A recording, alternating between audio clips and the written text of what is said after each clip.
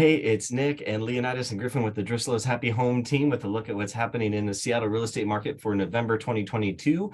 And man, I feel like there's just been a bunch of Debbie Downers with the real estate market pretty much this year, and there's finally some good news to report. So just this last week, there's been quite a bit of movement and some key factors with the market. So we saw that mortgage rates just yesterday had their largest single day decline ever. They went from 7.22% down to 6.62%.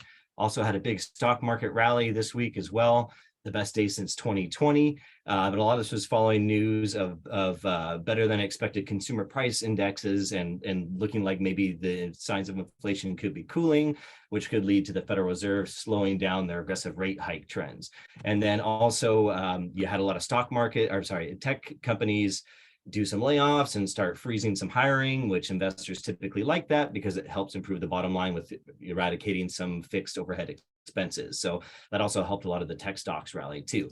We're seeing a lot of stabilization with the real estate market. Home prices actually went up in King County month over month. They went from 880 up to 907. They're up month over month and year over year. We're still off from the peak price, which hit pretty much right about $1 million, right around April of earlier this year. The other thing we've seen is some stabilization with the market is the kind of the psychology of the market. So this is looking at time on market down here, averaging 34 days currently, and this is list to sales price ratio. So homes are averaging 94% of their list price. And this had been all over the place. So at the peak of the market, homes are selling for 113% of the list price.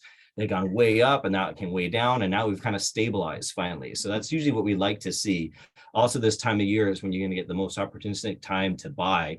The last 3 homes that I've purchased were all in November or December. So just saying, but this is looking back all the way to 2006 to the list to sales price ratios for homes. You can see pretty much every year, it's like right around this time of year, where you get to a dip at December, November, October is usually the time of year where you get the greatest amount of negotiation off the list price. So this is also a key time to take advantage of some buying opportunities that are out there. Rates have just dropped and will likely continue to drop as inflation gets in check.